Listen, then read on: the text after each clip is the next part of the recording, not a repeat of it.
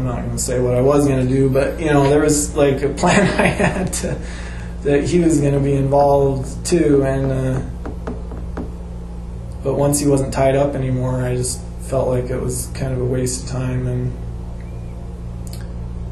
so I went back upstairs. I like ran back upstairs, and by then I was all amped up, and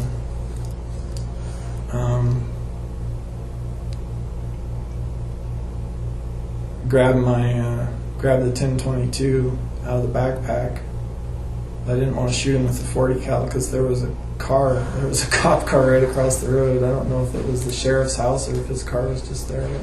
Parked in the driveway or something? Yeah, it was like there's a house probably only 100 yards away, and the 40 cal was loud, and I was paranoid about using it, so I ran back upstairs and grabbed the 1022, and I had usually when I was carrying those, I always had like the 50 round drum with me, or all the other magazines, but when I was carrying it, I would just carry it with the 10 round magazine because it would fit up under my jacket better, and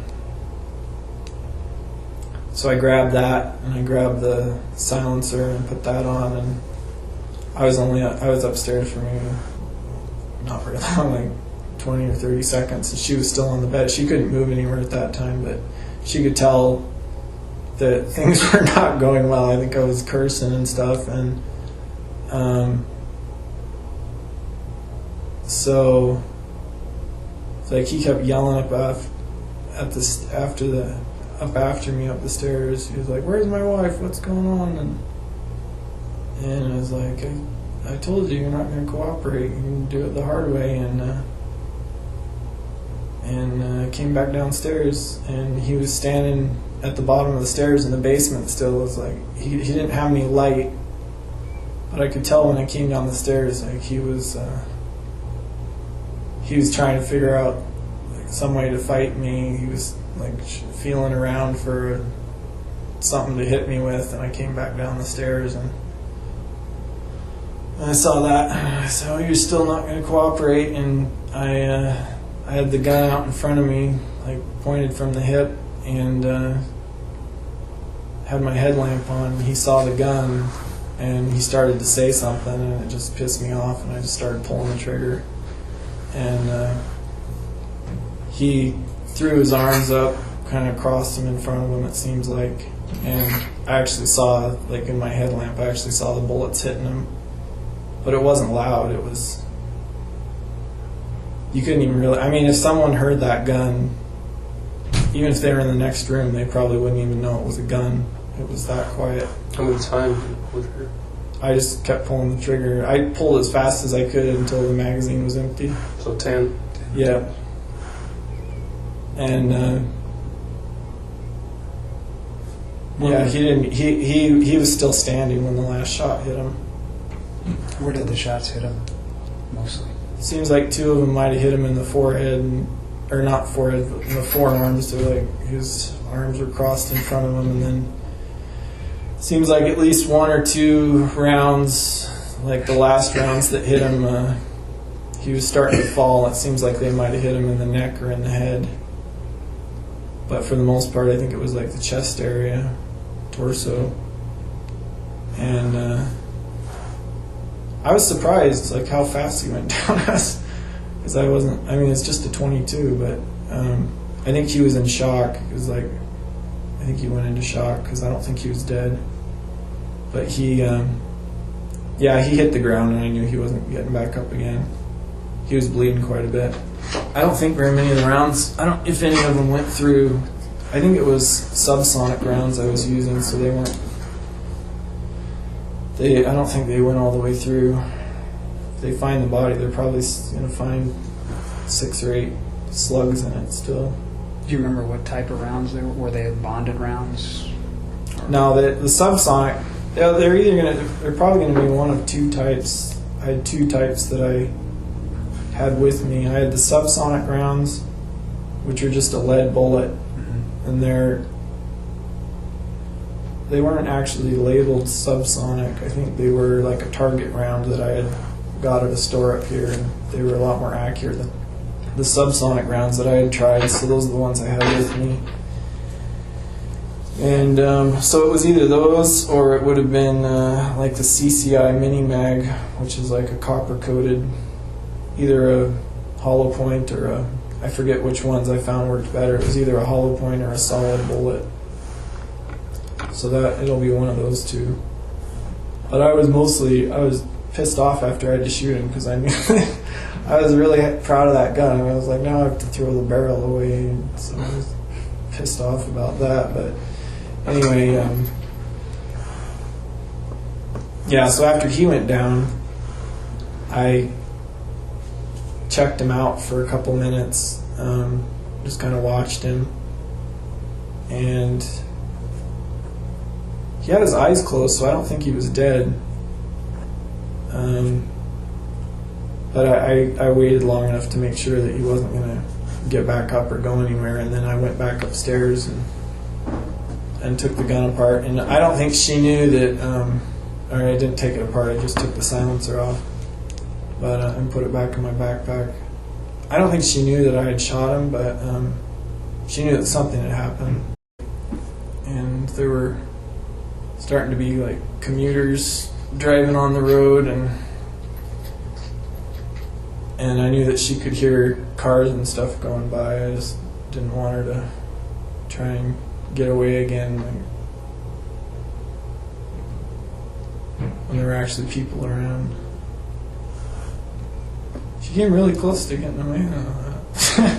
She was almost to the road when I found she got out of the car. I couldn't believe that. After that, I almost wasn't going to use cable ties again because I didn't trust them. She was like, I think she was 50 something, and she was a lot stronger than she looked. I don't think I've ever broke one of those cable ties. And I put all her, everything that had been on her, I put in that bag, and then grabbed the bag, walked her downstairs all the way to the basement, and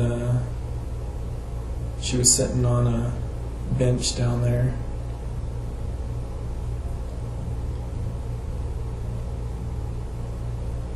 And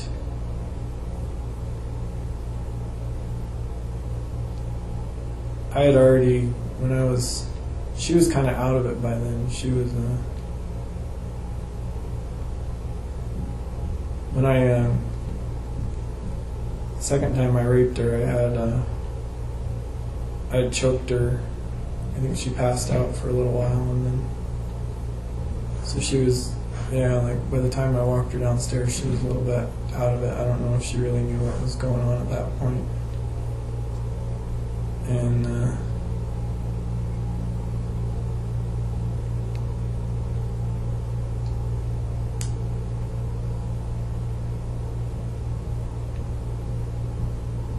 I had my leather gloves on, and I think I took a piece of the rope and stood behind her while she was sitting on that bench, and used it like a garrote and strangled her. And I knew that she was gone, like she lost control over her bladder and stuff, and so I was pretty sure that she was gone, but then I wanted to be sure she wasn't going to wake back up or start breathing again, so I took a cable tie and put it around her neck, tightened it down as much as I could, and then left her on the floor and went outside for a little bit longer, and I think I went out and got the Drano out of the trunk of the car and the garbage bags, and took that stuff down to the basement, and by then I'm pretty sure the guy was dead, but when I moved him, think it was just air coming out of the lungs, but there was like a groan or a sound or something. So I was thinking that, at first I was thinking, wow, how can he still be alive? But then I realized that just because he made a noise, it didn't mean he was alive. I don't think he was alive. And yeah, he was heavy. He was probably over 200 pounds. And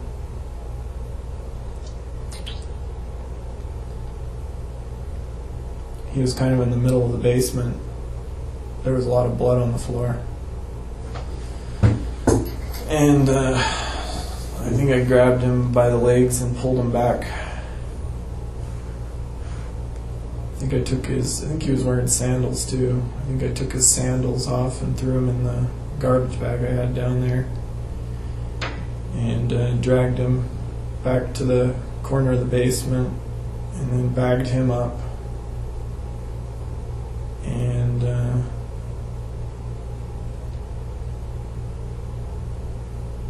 And then she was quite a bit easier to move. She was over by the stairway to the downstairs, but I just dragged her over and bagged her up. They were right like side by side when I left him there.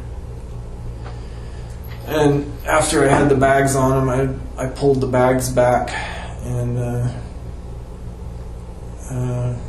dumped a gallon of that Drano on each of the bodies, mostly on like the hands and the chest and face areas, because he had been, I'm not sure, the Drano was like overkill.